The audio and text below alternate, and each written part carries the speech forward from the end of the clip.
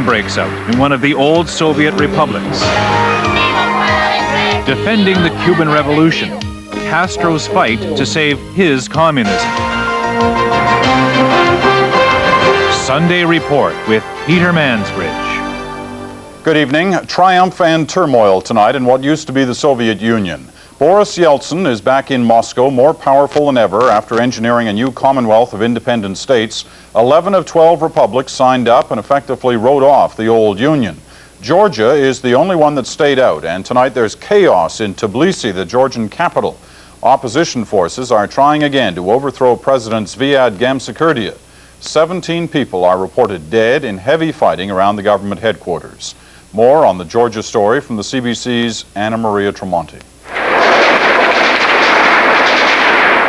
Downtown Tbilisi crackled with machine gun fire as opposition forces worked their way toward the Georgian government building in what presidential aides were calling an attempted coup. Trucks and heavy artillery blocked the streets. And troops still loyal to President Zviad Gamsakhurdia fired back at well-armed supporters of the opposition.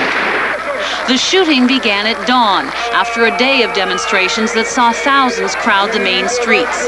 The tension has been increasing all week, but the unrest has been ongoing in a republic of quick tempers and violent clashes.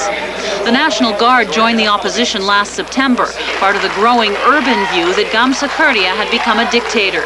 His strongest support now comes from those in the countryside. Today, radio and television broadcast appeals to his supporters to help defend the government building.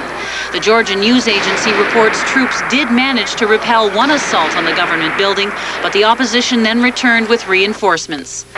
At one point, there appeared to be a ceasefire and even talk of negotiations, but within a few hours, the fighting had resumed.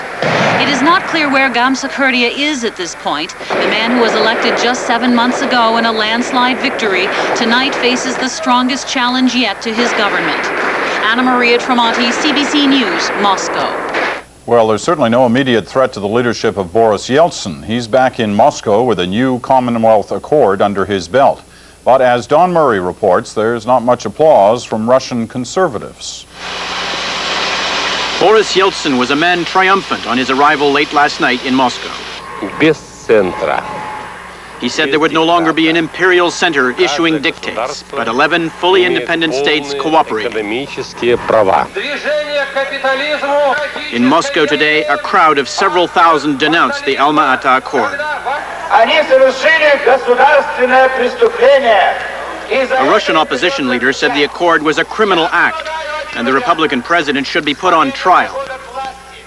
Mikhail Gorbachev said in an American television interview that he would wait for official notification of the accords before deciding when to abandon the presidency. But he still saw a political role for himself. I think I will not leave the world of politics. As for the role I will be playing, this will be decided in the near future. Despite the self-congratulatory applause in Alma-Ata, the Commonwealth Agreement is already framed. Ukraine balks at a common military command.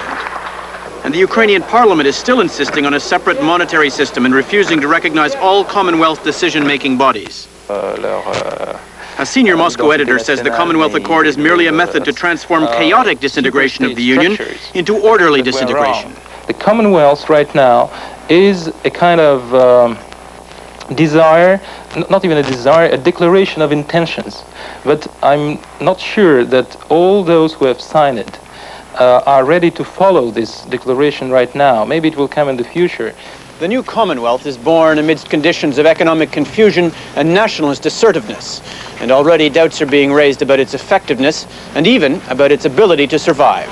Don Murray, CBC News, Moscow. Canadian officials got a closer look today at the new GATT deal, a proposal designed to save crucial negotiations.